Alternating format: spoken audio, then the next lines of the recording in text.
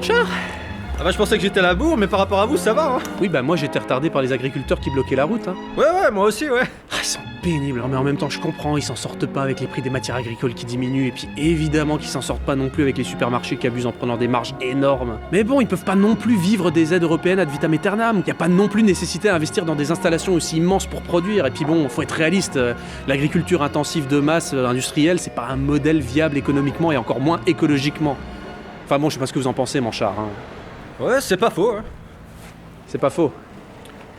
Oui. Ouais, donc en gros, vous foutez de ma gueule, quoi. Vous avez absolument rien bité à ce que je viens de raconter, hein. Oh, mais vous connaissez Kaamelott, monsieur. Oui, je connais Kaamelott, oui, ça fait juste 10 ans que tous mes étudiants rabâchent dans le couloir le top 10 des répliques cultes de Kaamelott. Donc oui, je sais que quand on dit c'est pas faux, c'est qu'on n'a rien compris à la phrase, oui. Ah, mais je suis con, vous êtes prof d'histoire, du coup vous êtes senti obligé de regarder la série. Non, pourquoi? Bah Arthur, le Graal, Excalibur, le Kunyaman, tout ça, c'est historique. Oui, non, mais c'est aussi historique que les dragons, les fées et les gobelins, quoi. Bah, c'est des légendes, Manchard. Enfin, sauf pour le Kunyaman, hein, mais... Ça va aller, Manchard? C'est juste que je pensais naïvement que dans nos racines bretonnes coulait le sang des héros chevaliers de la table ronde. Que quelque part l'esprit d'Arthur guidait chacun de nos actes. Qu'Excalibur, majestueuse, brandit hors de son... C'est bon, j'ai compris. Allez, je vous fais un épisode sur le roi Arthur, mais... Bon, c'est la dernière fois.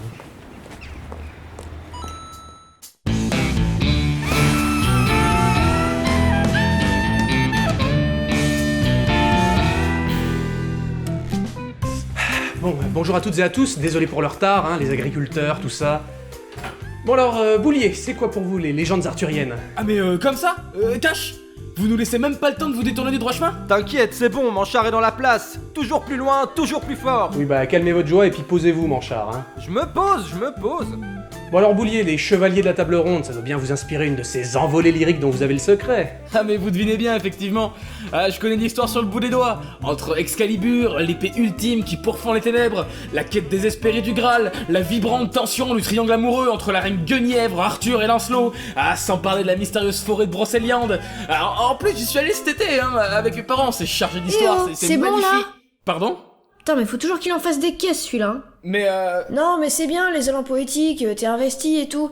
Mais clairement, depuis le temps, je pensais que t'avais compris que le prof te demandait pas ton avis parce que t'avais vraiment la science infuse. Mais c'est pas gentil. Vous y allez un peu en force, là, mademoiselle... Gauvin. Cette circonstance. Alors, jusqu'à présent, j'ai laissé passer le fait qu'on me demande jamais mon avis, hein. Mais là, faut que j'intervienne. Parce qu'à la base, moi, je vous signale que j'avais pris une gage pour assister à des cours sur la circulation des tissus peints du Pacifique en Normandie de 1748 à 1801, rapport à ma thèse sur les bistes en claque. Les bistes en quoi? Du coup, depuis un an, ça divague, ça tergiverse, et honnêtement, je peux vous le dire, du moment que ça restait de l'histoire, je la ramenais pas. Seulement, monsieur, là vous êtes parti pour nous faire un chapitre sur quoi exactement? Les chevaliers de la table ronde. Je vais pas vous apprendre votre boulot, hein, mais historiquement, c'est un sujet hypothéqué sur les brouillards du Rhône. Hypothéquer quoi? Bah, c'est juste des niaiseries pour les gones, quoi. Les quoi? Bah, des contes pour enfants, si vous préférez. Ok, alors bon, je comprends pas tout de quand vous parlez, mais c'est intéressant cette histoire de conte. Bon après j'ai envie de dire, vous faites comme vous le sentez. Moi je comptais faire un récapitulatif sur les légendes arthuriennes et puis sur leur représentation au cinoche. La porte de sortie est pas verrouillée, hein, vous sentez pas prisonnière. Non, mais je vais rester, pour être sûr que vous baignez pas trop dans la benne. Bon, je vais prendre ça pour un oui. Alors, ma Wiimote...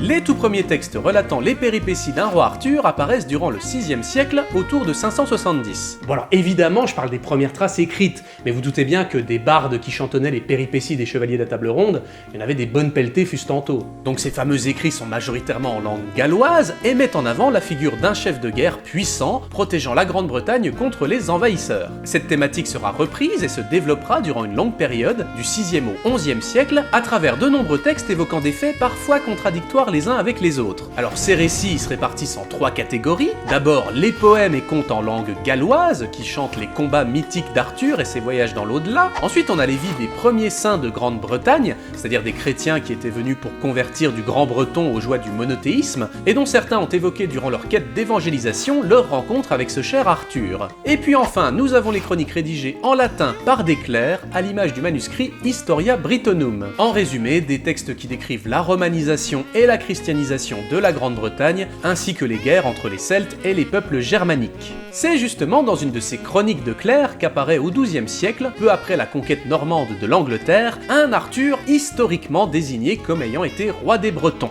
Ah, donc c'est bien historique. Non mais c'est pas parce qu'un mec a dit un truc il y a plus de 900 ans que c'est forcément plus véridique que n'importe quel article un peu douteux sur Wikipédia. Wow, maintenant que j'y pense, dans 900 ans, Wikipédia, ce sera un beau bordel quand même, hein. Donc l'un des premiers auteurs à avoir fait une synthèse des légendes arthuriennes, c'est Geoffroy de Monmouth, un clerc d'Oxford qui écrira un long récit en latin intitulé Histoire des rois de Bretagne autour de 1136. Gallois, le Geoffroy écrit ce récit à la gloire des Bretons en s'inspirant autant de folklore que de grandes figures, comme par exemple celle d'Alexandre. Alexandre qui? Le Grand. Il venait de Limoges? Bref, comme ce récit a eu beaucoup de succès, il sera notamment repris par Vass, un auteur anglo-normand qui est le premier à en faire une version en français. Ainsi, la figure d'Arthur et compagnie se diffuse dans toute l'Europe. Fin 12e, tout est donc prêt pour l'élaboration d'une des versions de la légende la plus connue, celle de Chrétien de Troyes. Chrétien de Troyes qui, comme son nom l'indique, ne venait pas de Limoges. Alors on sait peu de choses sur cet auteur d'origine champenoise, hormis que c'était un clerc cultivé. Oui, je suis désolé, comme j'ai pas trouvé de belle image de Chrétien de Troyes, j'ai fait ce petit truc à la con vite fait pour illustrer. Non mais vous avez eu le temps de faire ça quand exactement? Bref, en résumé, Chrétien de Troyes rédigera sur la thématique arthurienne 2 poésies courtoises et 5 romans composés entre 1170 et 1185. Ces œuvres seront déterminantes puisqu'elles deviendront le modèle type du roman de chevalerie. À la suite de Chrétien de Troyes, on voit se développer 2 types de romans, ceux en vers, textes courts centrés sur un personnage et une aventure, et d'autres en prose, présentés comme des chroniques historiques. On peut citer notamment Robert de Boron qui va développer l'histoire du Graal, élément qu'avait déjà abordé Chrétien de Troyes dans un récit non achevé. Plus tard sera composée entre 1220 et 1230 une compilation très importante, le Lancelot Graal, immense cycle qui couvre toute l'histoire de la Grande-Bretagne et qui sera par la suite l'inspiration de très nombreux romans arthuriens. Pendant la période moderne, un certain désintérêt se fait ressentir pour le mythe du roi Arthur. Des auteurs comme Rabelais n'hésitent pas à parodier la figure des chevaliers de la table ronde, comme c'est le cas dans Pantagruel, où le portrait qui est fait des chevaliers de la légende contribue à une certaine démystification. Et finalement, viendra le 19e siècle, où ces écrits seront remis au goût du jour dans des nouvelles versions qui correspondent à l'esprit romantique et à l'intérêt renouvelé pour le Moyen-Âge. Donc voilà ce qu'il faut savoir dans les grandes lignes pour les légendes arthuriennes. Maintenant, place aux images d'Épinal. C'est pas super breton, Épinal, vous savez. Une fresque au cœur du Moyen-Âge. Effectivement, quand on pense au roi Arthur, on a très rapidement en tête toute une imagerie représentative du Moyen-Âge. On retrouvera dans de très nombreux films un royaume de Camelot constitué d'immenses châteaux forts, avec ses chevaliers vêtus de belles armures type guerre de 100 ans, et dont la vie est rythmée par des tournois épiques et autres joutes équestres.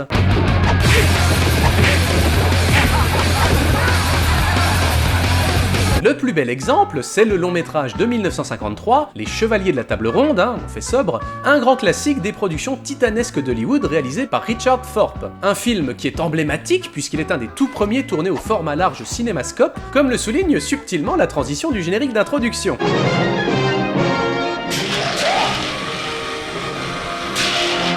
Cette adaptation, qui se base sur une des versions écrites les plus tardives de la légende, le Mortet d'Arthur, situe son action d'après le narrateur, au temps où Rome affaiblie retirait ses légions d'Angleterre. Donc il y a une certaine volonté d'inscrire le récit dans un contexte historique réaliste, en témoigne par exemple l'absence d'éléments magiques peu crédibles, à l'exception d'Excalibur. Je suis roi d'Angleterre.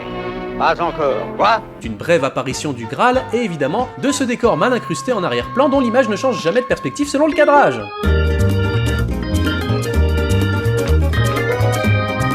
Ah ouais, du coup je crois que j'ai compris où vous voulez en venir. De quoi, sur le décor mal incrusté? Ah non, rien à voir avec votre blague pourrie. Non, par rapport à la représentation du Moyen-Âge, en fait, comme le film est supposé se dérouler au 5e siècle, du coup toutes ces armures et ces codes de la chevalerie sont complètement anachroniques.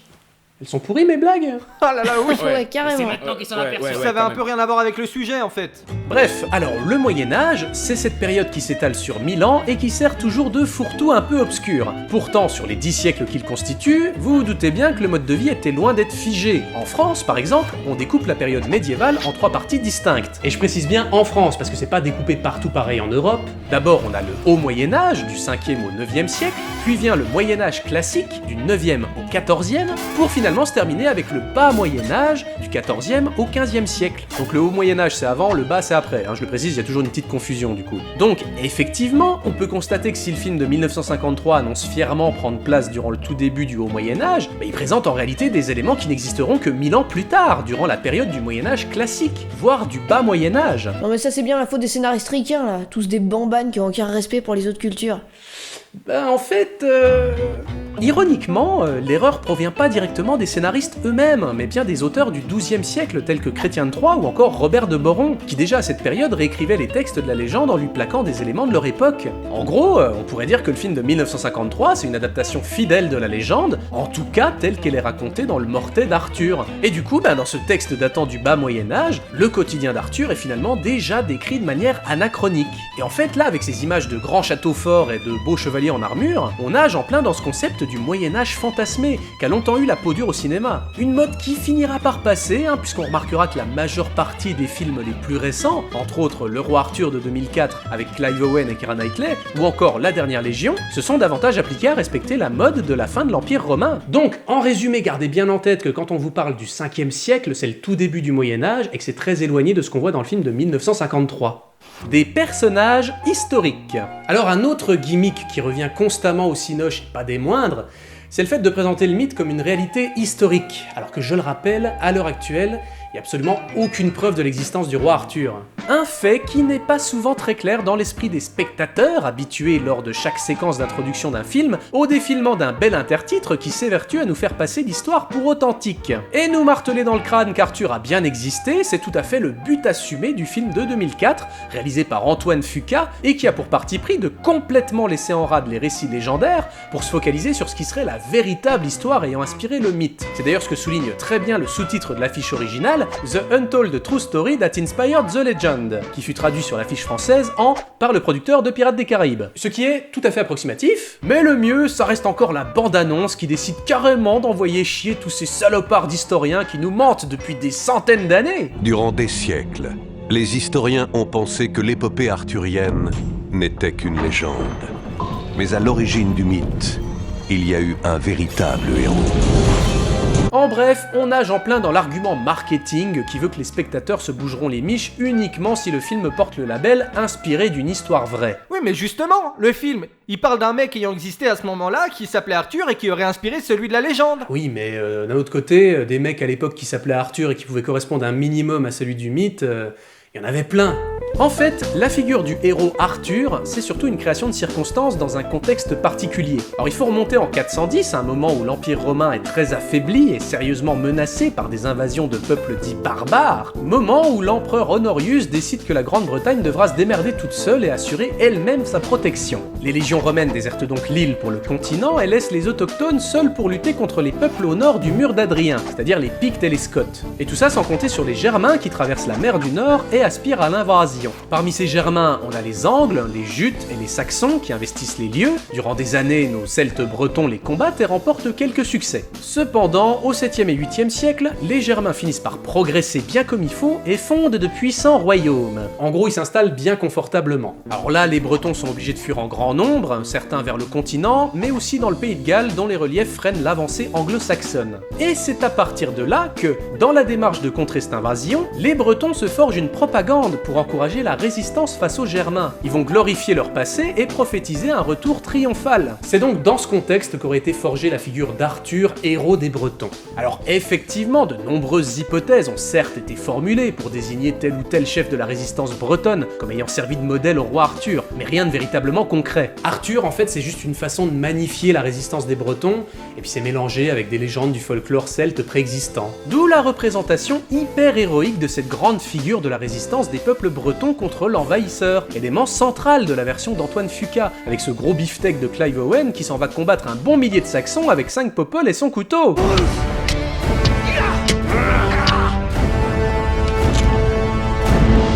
Mais bon, ils ont quand même Mads Mikkelsen dans l'équipe, donc ils ont toutes leurs chances.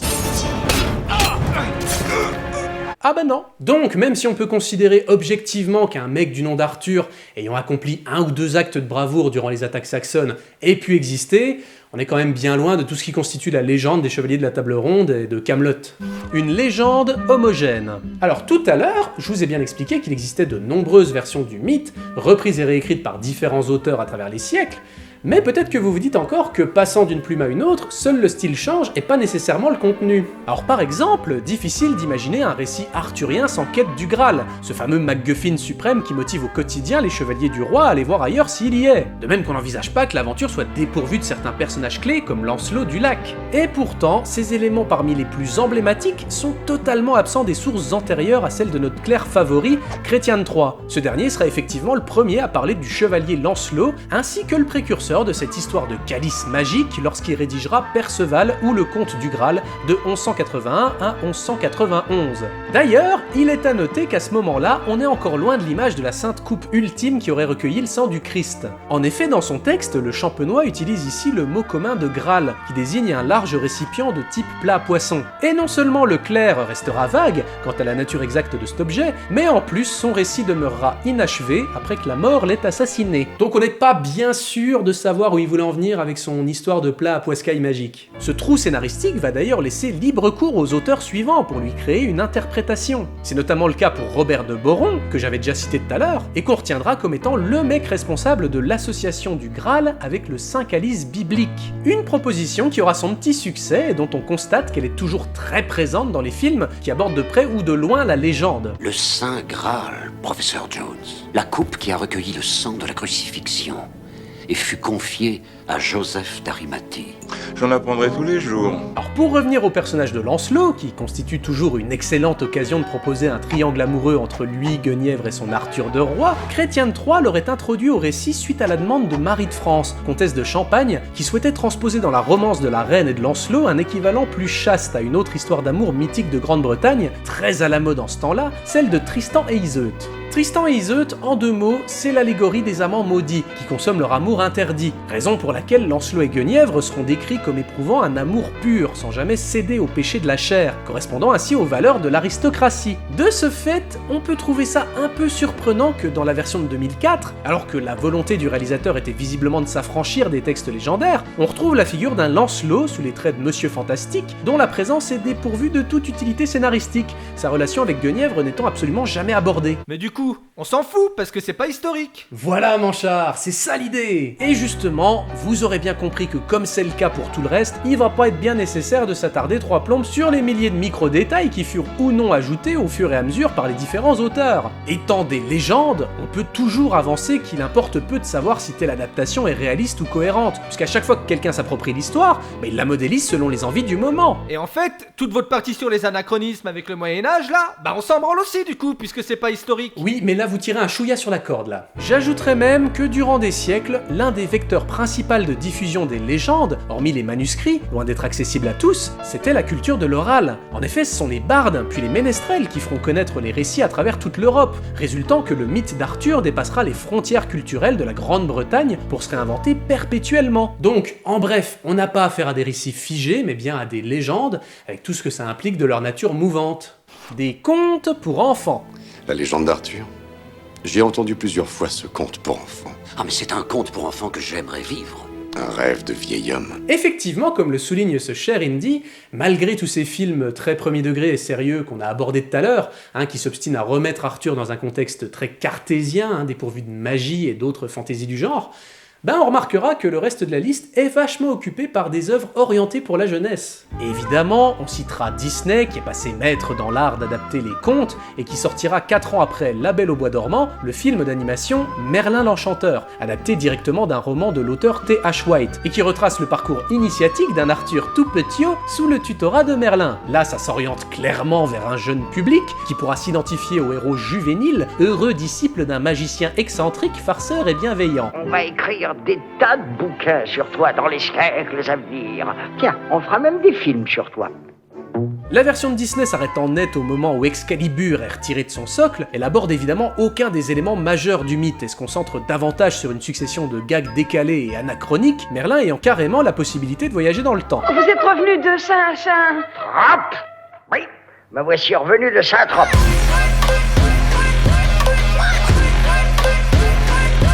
Ce n'est qu'une atroce pagaille. Et justement, le voyage dans le temps en lien avec les légendes arthuriennes, ça va vous paraître un peu bizarre, mais c'est carrément un genre à part entière. Parce que oui, figurez-vous qu'il existe un nombre important de scénarios de voyage temporel directement en lien avec le mythe du roi Arthur. Je m'appelle Lancelot du Lac.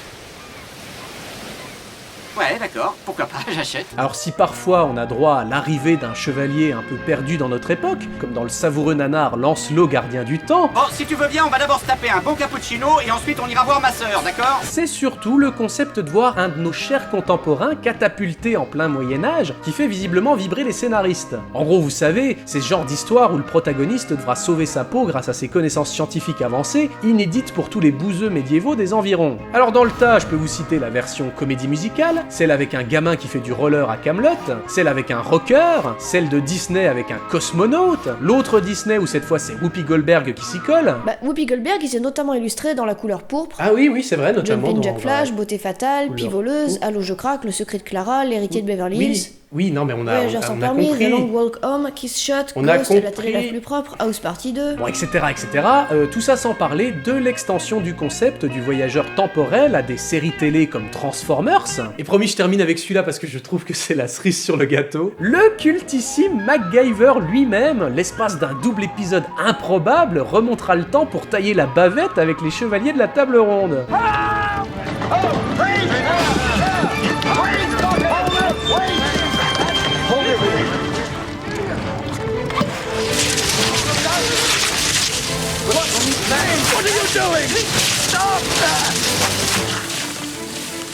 Qu'est-ce que je viens de regarder? Et ben justement, cette histoire de voyage dans le temps, elle provient directement d'un roman à succès du 19e siècle. Non, sérieux, c'est encore la faute à Dumas? Je disais un roman à succès du 19e siècle écrit par Mark Twain, intitulé Un Yankee du Connecticut à la cour du roi Arthur, qui retrace effectivement les péripéties d'un homme propulsé au royaume de Camelot et qui décidera de tout mettre en œuvre pour y transposer le parcours de réussite du rêve américain qui lui est si cher. C'est une œuvre satirique et humoristique qui inspirera grandement un nombre incalculable d'œuvres de fiction, tous médias confondus, et qui une fois de plus nous montre que le 7e art remonte assez rarement au-delà du 19e siècle pour trouver son inspiration. Et si le roman de Mark Twain peut se présenter comme une critique intelligente de la société américaine, on remarquera que la grande majorité de ses adaptations arbore un ton plus léger, encore une fois en corrélation avec cette volonté de faire du mythe du roi Arthur un banal divertissement pour les ignares. Donc ce petit tour de table ronde des films abordant la légende de manière simplifiée et familiale, ça aurait tendance à nous conforter dans l'idée que niveau analyse et interprétation, cette histoire prenant place dans un royaume de pacotille, c'est de la camelote.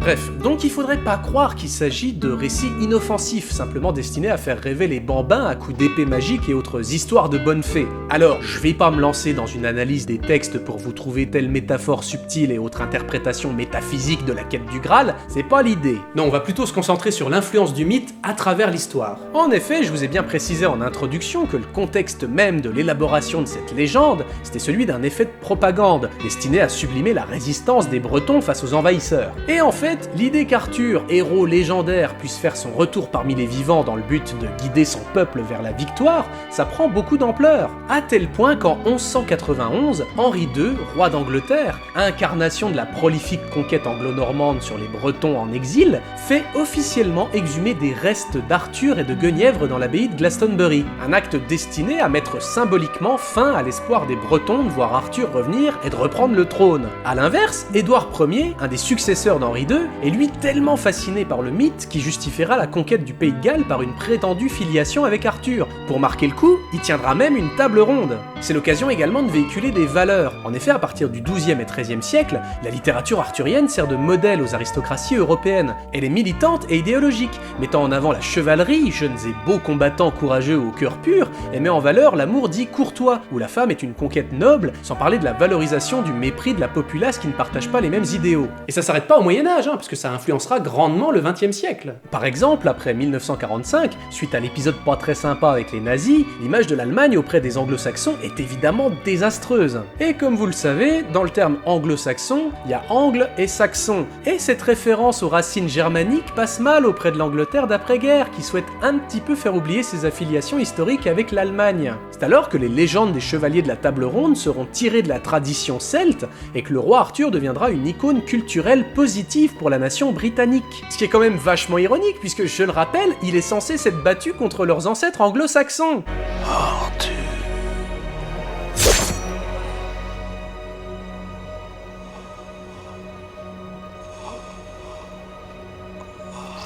Pour finir, du côté des Américains, la figure du bon roi plaît beaucoup. Il faut savoir par exemple que la période de présidence de Kennedy est très communément surnommée, depuis l'assassinat de ce dernier, l'ère de Camelot. C'est sa veuve, Jackie Kennedy, qui lors d'une interview fera une simple déclaration sur le fait que son défunt mari appréciait la comédie musicale Camelot, qui est en représentation à Broadway, et ses propos seront repris par les journalistes pour désigner une période considérée comme idyllique pour l'Amérique, puisqu'à l'image d'Arthur, Kennedy était perçu comme le parfait dirigeant, et que sa brutale disparition sera également propice à tous les fantasmes de retour. Mais qui c'est ça celui-là, John Kennedy?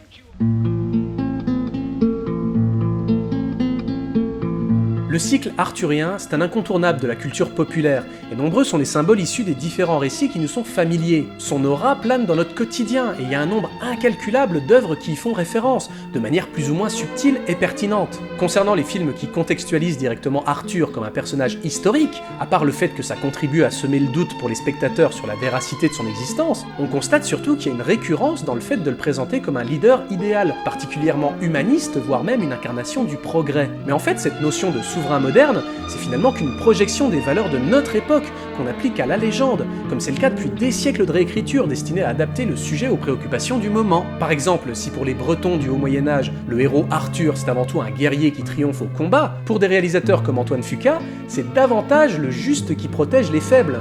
Et on peut continuer ad vitam aeternam, par exemple dans un autre registre, le film Excalibur de John Boorman, datant de 1981, présente une vision sombre de la légende, évocatrice des craintes d'un monde qui s'éloigne de plus en plus de la nature, et dont les idéaux peace and love ont laissé place au chaos des crises économiques. En bref, les légendes arthuriennes font partie de ce qu'on appelle la matière de Bretagne, un ensemble de récits traditionnels, matière malléable qui se réinvente sans cesse.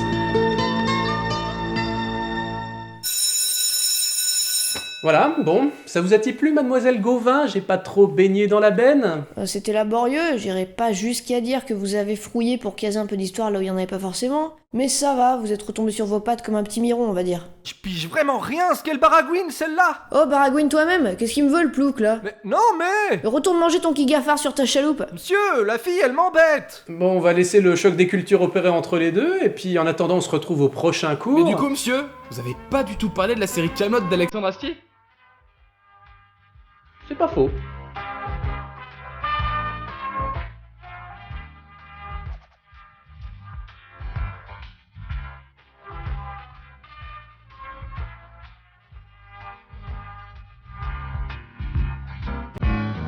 Bon alors Boulier, les chevaliers de la table ronde, ça doit bien vous... Bon alors Boulier, les légendes arthuriennes... Boulier, c'est quoi pour vous les agriculteurs? Mais non, pas les agriculteurs. On a très vite en tête une imagerie représentative... Et puis je tiens à remercier tout particulièrement les tipeurs qui ont contribué à aider fistancièrement. On espère sincèrement qu'il vous a plu. Voilà. Tu n'es pas mon fils. Et je ne suis pas ton père. Vous n'êtes pas mon père? Qui est mon vrai père? Je suis ton père.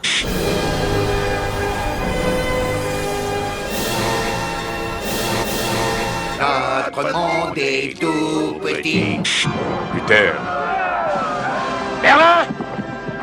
Luther. Merlin! Luther. Merlin! Luther. Merlin! Bon, si tu veux bien, on va d'abord se taper à ma sœur. Et ensuite, on ira voir un bon cappuccino, d'accord? Jésus!